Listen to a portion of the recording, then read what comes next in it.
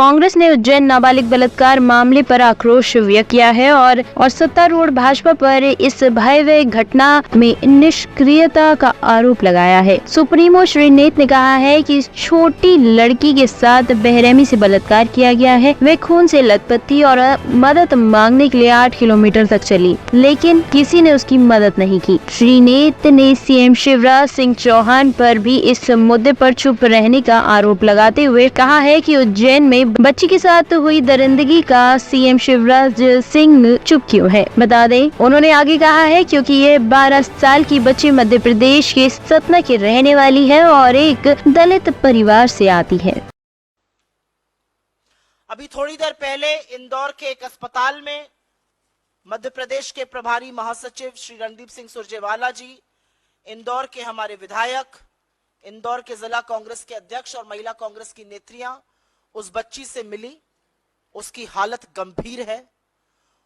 वो जबरदस्त शारीरिक और मानसिक यातना और पीड़ा से जूझ रही है। उसके गुप्तांग नष्ट हो चुके हैं। उसके ऑर्गन्स का रिकंस्ट्रक्शन करना पड़ रहा है और अब समझ में आ रहा है कि पिछले 4-5 दिन से यह षड्यंत्रकारी और रहस्यमयी चुप्पी प्रदेश के मुख्यमंत्री शिवराज सिंह चौहान की क्यों है। क्योंकि तथ्य यह सामने आ रहा है कि वो 12 साल की बच्ची, सतना की रहने वाली एक दलित परिवार की बच्ची है, जिसको लीपा पोती करके यह बताया जा रहा था कि वो उत्तर प्रदेश की है, भिखारी है और विक्षिप्त दिमाग की है। वो सतना की रहने वाली है, दलित परिवार की बच्ची है। सतना स्कूल गई थी, घर नहीं लौटी। उसके परिवारजनों ने सतना की पुलिस में जाकर एफआईआर करने की कोशिश की और यहां से पुलिस की लापरवाही और पुलिस के अपराधी होने का स्वांग शुरू होता है। सतना के पुलिस स्टेशन में बोल दिया गया कि आप यहां से जाइए, खुद ढूंढिए, हम एफआईआर दर्ज अभी नहीं करेंगे। 24 घंटे बर्बाद कर दिए गए। अगर सतना के पुलिस स्टेशन, बस स्टेशन पर, रेलवे स्टेशन पर जाकर सीसीटीवी कैमरा चेक किया गया होता तो शायद ये दुर्घटना, शायद ये दुष्कर्म, शायद ये पाप, शायद ये अन्याय टाला जा सकता था। सतना की पुलिस ने कोई कार्रवाई नहीं करी। 24 घंटे तक उनको घुमाते रहे, परिवार वाले बेचारे ढूंढते रहे। अंततोगत्वा 24 घंटे बाद एक एफआईआर दर्ज हुई।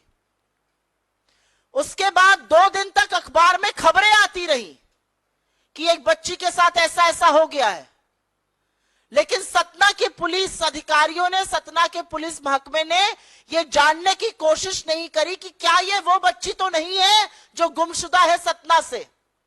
आज सरकार से सवाल है। करीब 700 किलोमीटर की दूरी है सतना और उज्जैन में। 13 घंटे लगते हैं गाड़ी में सबसे अच्छे रूट से चलने में। यह बच्ची वहां कैसे आई? इसको अगवा किया गया, इसका अपहरण हुआ। 12 साल की बच्ची अपने आप नहीं आ सकती है। तो 2 दिन तक अखबार में खबरें आती रही, इस पर कोई कार्रवाई नहीं करी गई। सतना की पुलिस पूरी तरह से निष्क्रिय रही। उसके बाद शुरू होता है उज्जैन की पुलिस का पाप। उज्जैन की पुलिस ने crime and criminal tracking network system को ही अगर खंगाल लिया होता तो 12 साल की बच्ची के गुमशुदा होने की खबर मिल जाती और पता चल जाता ये बच्ची कौन है, उसकी तफ्तीश की जाती। उन्होंने ऐसा नहीं किया। वो 12 साल की बच्ची खून से लथपथ जब अंततोगत्वा उज्जैन की पुलिस के पास पहुंची तो वो बदहाल जरूर थी, लेकिन उसने अपने पिता का, अपने दादा का, अपना और गांव का नाम बताया और उसके बावजूद उज्जैन की पुलिस ने उसको यूपी का बता दिया, जबकि उसकी बोली बघेलखंड की थी। उसको यूपी का बताकर उसको भिखारी घोषित कर दिया गया, उसको विक्षिप्त दिमाग का घोषित कर दिया गया।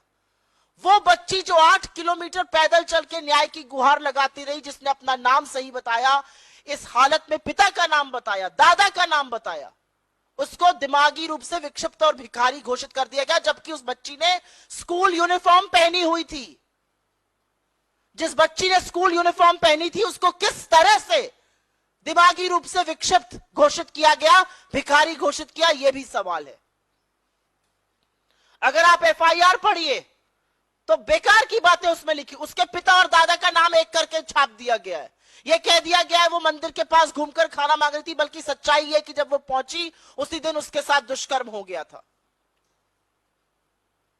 तो सवाल यह है कि शिवराज सिंह चौहान, नरोत्तम मिश्रा वहां के गृह मंत्री चुप क्यों हैं? टॉप स्टोरी ब्यूरो के लिए दिल्ली से हेमंत कुमार की रिपोर्ट।